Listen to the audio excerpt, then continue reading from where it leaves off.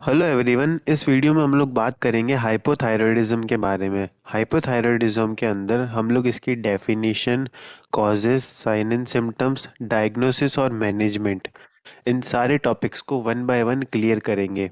Start करते हैं hypothyroidism की डेफिनेशन से। Hypothyroidism is a condition of thyroid gland in which the thyroid hormone does not produce enough। जैसा कि आपको पता है, थायराइड ग्लैंड जो होता है वो रेस्पॉन्सिबल होता है थायराइड हार्मोन को प्रोड्यूस करने के लिए। जब कोई भी कंडीशन होगी जिसके अंदर जो थायराइड ग्लैंड है वो इनफ अमाउंट जो होगा थायराइड हार्मोन का वो प्रोड्यूस नहीं करेगा, उस कंडीशन को हम लोग बोलेंगे हाइपोथायरॉयडिज्म, यानी कि डेफिशिएंसी या insufficiency of thyroid hormone. I hope आपको डेफिनेशन क्लियर हो गई होगी। अब हम लोग बात करेंगे ईटियोलॉजिकल फैक्टर्स की, या फिर कॉजेज जिसको हम बोलते हैं। क्या क्या रीजंस होते हैं जिनकी वजह से हाइपोथायरॉयडिज्म देखने को मिलता है। फर्स्ट यहाँ पर कॉज है ऑटो इम्यून डिजीज। कोई भी ऑटो इम्यून डिजीज है अगर किसी पर्सन को, तो उसकी वजह से हाइपोथायरॉयडिज्म देखने को मिल सकता है। नेक्स्ट है आयोडीन डेफिशिएंसी और एक्सेस। अगर आयोडीन की डेफिशिएंसी है या फिर एक्सेस है आयोडीन का किसी पर्सन की बॉडी में, तो उसकी वजह से हाइपोथायरॉयडिज्म देखने को मिलता है। थर्ड कॉज है हमारे पास surgical removal of thyroid gland. अगर सर्जिकल रिमूवल किया गया है थायराइड ग्लैंड का, तो उसके चलते भी ये देखने को मिल सकता है। नेक्स्ट कॉज है atrophy of thyroid gland with ageing, यानी कि जो एटोपी होती है बढ़ती एज के साथ थायराइड ग्लैंड की, उसकी वजह से भी हाइपोथायरॉयडिज्म देखने को मिलता है। अब बात करते हैं एटोपी की। एटोपी क्या होता है? बॉडी पार्ट, सेल, टिश्यू और ऑर्गन डिक्रीज इन साइज, यानी कि जब कोई भी बॉडी का टिश्यू या बॉडी का पार्ट होता है वो बढ़ती एज के साथ उसका जो साइज होता है वो डिक्रीज हो जाए, तो उसको हम लोग बोलते हैं एट्रोपी। और अगर थायराइड ग्लैंड की एट्रोपी होगी तो उसकी वजह से हाइपोथायरॉयडिज्म देखने को मिलेगा।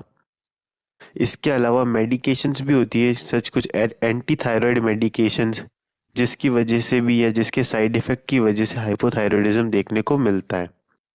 तो ये थे हमारे पास कॉजेज। अब हम लोग बात करेंगे साइन एंड सिम्टम्स के बारे में, यानी कि क्या क्या साइन एंड सिम्टम्स देखने को मिलते हैं किसी भी पर्सन के अंदर अगर उसको हाइपोथायरॉयडिज्म है तो।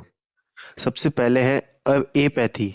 एपैथी देखने को मिलता है। अब यहाँ पर एपैथी का क्या मीनिंग है वो समझते हैं।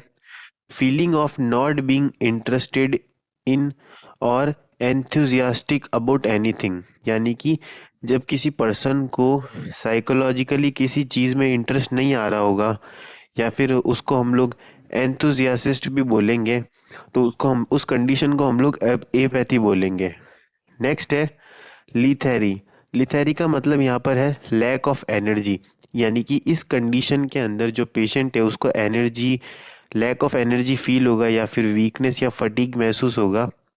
नेक्स्ट है लॉस ऑफ लिपिडो, यानी कि जो डिज़ायर ऑफ सेक्स होता है वो हाइपोथायरॉयडिज्म की कंडीशन के अंदर बहुत कम देखने को मिलता है पेशेंट के अंदर। और इनटॉलरेंस ऑफ कोल्ड, यानी कि बहुत ज़्यादा कोल्ड फील होगा पेशेंट को, वो उसको टॉलरेट नहीं कर पाएगा। नेक्स्ट है एनरोजिया, यानी कि डिक्रीज ऑक्सीजन लेवल देखने को मिलेगा बॉडी के अंदर। लैक ऑफ फेशियल एक्सप्रेशंस, जो भी फेशियल एक्सप्रेशंस है वो प्रॉपरली एक्सप्रेस नहीं कर पाएगा पेशेंट इस कंडीशन के अंदर। और उसको बहुत ज़्यादा वेट गेन देखने को मिलेगा, जो कि हाइपरथायरॉयडिज्म का अपोजिट है। और कॉन्स्टिपेशन भी यहाँ पर देखने को मिलेगा। इसके अलावा एबनॉर्मल टेम्परेचर और पल्स रेट भी देखने को मिलती है। और कुछ साइन एंड सिम्टम्स और भी देखने को मिलते हैं, such as dry brittle hair and nails, pale और dark dry skin, enlarge tongue देखने को मिलती है, ड्रूलिंग देखने को मिलती है, थिनिंग ऑफ लेटरल आईब्रोज, जो आईब्रोज होती है उनका थिनिंग देखने को मिलता है इस कंडीशन के अंदर। Scalp, axilla and pubic hair loss भी यहाँ पर देखने को मिलता है। और एनीमिया भी इस कंडीशन के अंदर देखने को मिलता है। ये थे हमारे पास साइन एंड सिम्टम्स जो कि इस कंडीशन के अंदर आपको देखने को मिलते हैं। नेक्स्ट बात करेंगे डायग्नोस्टिक टेस्ट के बारे में। ये जो डिजीज़ होती है हाइपरथायरॉयडिज्म, उसके अंदर आपको इस डिजीज़ को डिटेक्ट करने के लिए क्या क्या टेस्ट करवाने पड़ते हैं, किस तरीके से मेडिकल में इसका डायग्नोस किया जाता है, उसकी हम लोग बात करेंगे। सबसे पहले पेशेंट का हिस्ट्री कलेक्शन किया जाता है पास्ट, फिर फिजिकल एग्जामिनेशन ऑफ पेशेंट किया जाता है और लैब इन्वेस्टिगेशंस भी की जाती है थायराइड ग्लैंड के हार्मोन की, जिसके अंदर डिक्रीज T1 और T3 लेवल देखने को मिलता है और इंक्रीज TSH यानी कि थायराइड स्टिमुलेटिंग हार्मोन भी यहाँ पर देखने को मिलता है। सो ये था हमारे पास डायग्नोसिस। नेक्स्ट बात करेंगे मेडिकल मैनेजमेंट की। सो मैनेजमेंट के अंदर हम लोग दो टाइप का मैनेजमेंट देखेंगे। फर्स्ट हम लोग बात करेंगे मेडिकल मैनेजमेंट की, जिसके अंदर हम लोग जो ट्रीटमेंट होता है, जो ड्रग्स होती है और डाइटरी रिस्ट्रिक्शंस जो भी फिजिशियन और डॉक्टर के द्वारा आपको दिए जाते हैं पेशेंट को, उनकी हम लोग बात करेंगे मेडिकल मैनेजमेंट में। नेक्स्ट इसके बाद बात करेंगे नर्सिंग मैनेजमेंट में, जिसके अंदर हम लोग देखेंगे कि नर्स के इस कंडीशन के अंदर क्या क्या रोल होते हैं। स्टार्ट करते हैं मेडिकल मैनेजमेंट से। सबसे पहले थायराइड हार्मोन रिप्लेस बाय लीवोथायरॉक्सिन, यानी कि ये जो मेडिकेशन होती है इसके अंदर ये दी जाती है। ऑक्सीजन एडमिनिस्ट्रेशन भी यहाँ पर किया जाता है और न्यूट्रिशनल थेरापीज भी यहाँ पर दी जाती है अगर रिक्वायर्ड है तो। नेक्स्ट बात करेंगे नर्सिंग मैनेजमेंट के बारे में। सो नर्सिंग मैनेजमेंट के अंदर देखते हैं कि नर्स के यहाँ पर क्या रोल रहते हैं। Protect the patient from the exposure to cold, यानी कि जो पेशेंट है उसका एक्सपोजर ना हो कोल्ड से, इसलिए उसको प्रोटेक्ट करना है, ब्लैंकेट प्रोवाइड करनी है। मॉनिटर वाइटल साइंस, जो भी वाइटल साइंस है उनको प्रॉपरली मॉनिटर करना है इस कंडीशन के अंदर।